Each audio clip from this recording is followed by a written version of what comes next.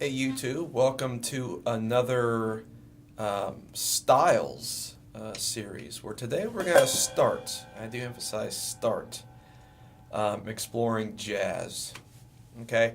Um, Now, jazz is kind of it's sort of a loaded word because it can mean a lot of things, all right? And so it's something I want to go in a lot of detail. So I'll probably be doing multiple videos on this, all right? But this is definitely my favorite style, and that includes all its various forms and evolutions. Because again, when we say jazz, what are we talking about? Okay. So, first of all, what I'm going to be trying to tackle in this video is mainly talking about it in the traditional sense, from the 30s, 40s, 50s, 60s to the bebop era, pre-bebop, bebop, post-bebop, around that time. All right. And I think this is an important style for everyone to learn, at least in some way, because I mean, jazz is the true original American art form that was born here in this country. Okay. So it's and all music that we know today ultimately came from or can place its roots in jazz. Okay, so I think it's really important to if you haven't to give this music a listen to. Okay, because there's a rich history to it as far as American music goes. Okay, so I'm hoping to at least scratch some of the surface of this wonderful art form. Okay. All right, so getting into this, one of the first things you're going to notice, especially if you've been primarily a rock player, is that this is going to be night and day difference, especially dynamically. Okay, um, because everything that you maybe were used to playing relatively loud and rock, you're going to play softer here. Okay, and you'll see what I mean as we go. All right, so in this video, I'm going to keep it simple first and foremost, okay? And then we'll get into more advanced or more intermediate and advanced ideas of this as we go. I want to keep it simple in this video, just starting out, so I give you a nice sort of starting point to get into this, okay? All right, so I talked about dynamically there being a huge difference between jazz and rock. That's going to first of all come in the bass drum and snare drum. Now in rock, that backbeat is played really loud, and the bass drum is nice and pronounced. In jazz, the snare drum is going to be very quiet for the most part, except for accents here and there, but it's going to be quiet for the most part. And the bass drum is going to be quiet, okay, while the ride cymbal and the hi-hat are going to be really loud. Okay, so it's going to be dynamically it's going to be a lot different than what you might be used to. Okay, and also it's going to swing. Okay, and honestly, my opinion is all music should swing, but that's another another conversation. Okay, so let's get into this. Okay, so let's talk about the jazz ride cymbal pattern. Okay, and I mean this is really the groove. What the right hand is doing, that is in essence the groove. Okay, as far as on the drums goes. Okay, so I'm going to play it for you. Okay, it's going to be 1, 2 and a 3, 4 and a 1, 2 and a 3, 4 and a 1. Okay, so let me play it for you real quick. Okay, let's check it out.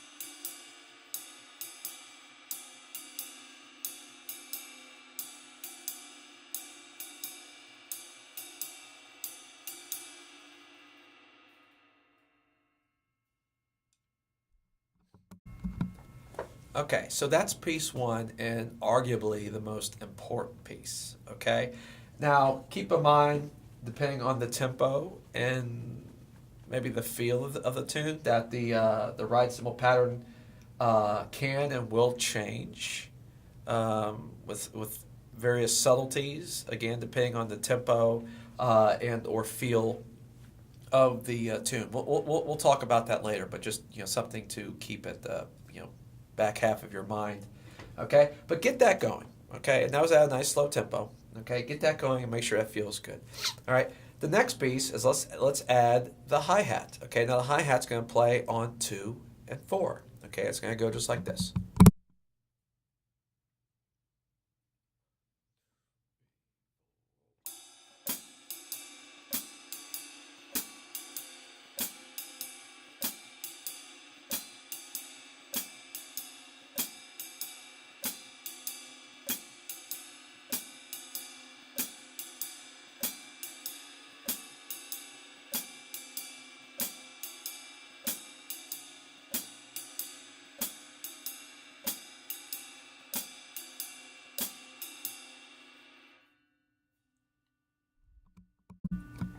Okay, you with me so far? Okay, not too bad, right? All right, so the next piece is we're going to do the bass drum. Okay, now again, the bass drum can do some different roles as well as the hi-hat foot can. Okay, and we'll talk more about that later. Okay, but for this video, you're going to play quarter notes. Good old quarter notes. Except you're going to do what they call feathering, which basically just means to play them really quiet. Okay? So if you're playing heel up normally, it might be a good idea to maybe try playing heel down. When you play heel down, it's easier to play softer. Okay? You don't have to. I don't necessarily always do that. I do sometimes. Okay? But if you find you have a problem keeping the quarter notes nice and quiet, then play heel down to see if that helps you. Okay? So let's add that to the mix.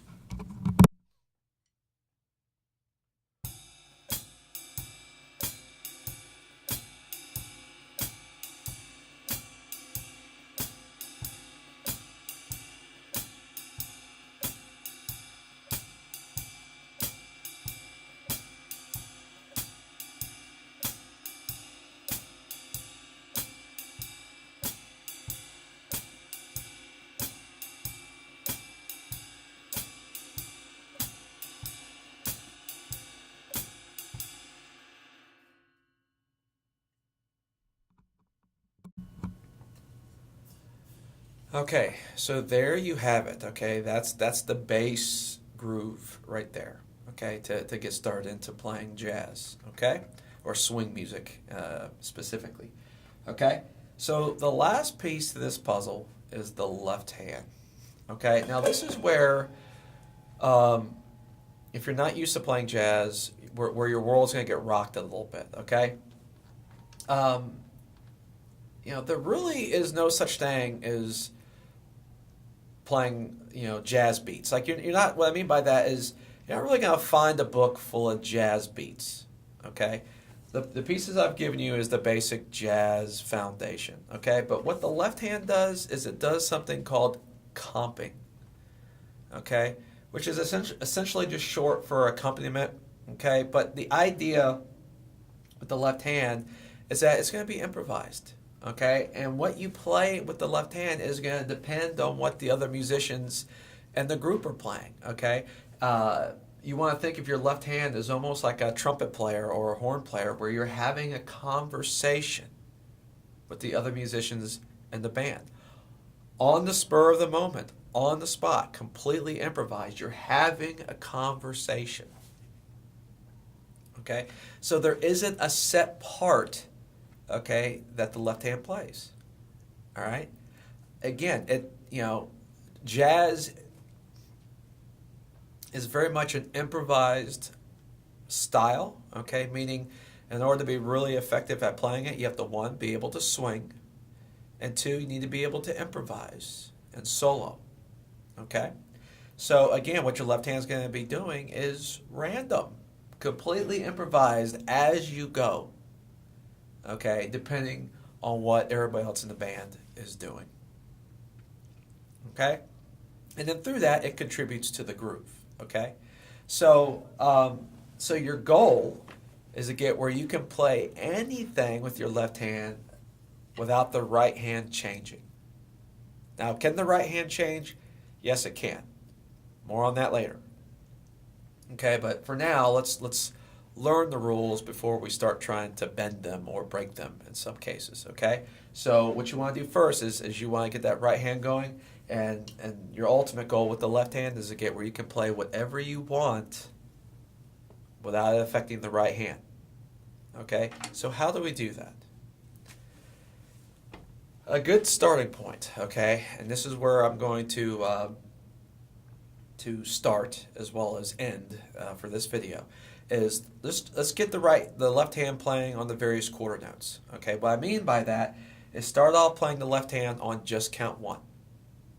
Okay, just count one. Okay, and then go to count two. Okay, then count three, and then count four. Okay, so all I'll do is I'm going to play, and I'll do each one of those counts a couple of times. All right, I'll start on one. Eventually, I go to two. Eventually to three. Eventually to four. Okay, let's see what that would sound like. And you want to play the left hand nice and quiet. All right, let's try it.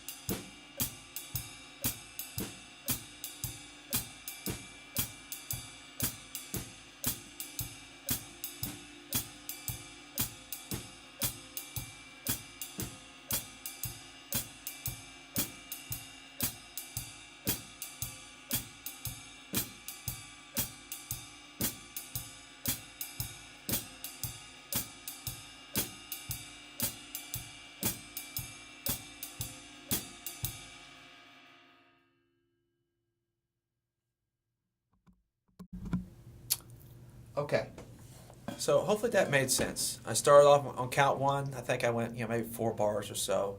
Then I moved it to count two, then to count three, and to count four. That's where I would start.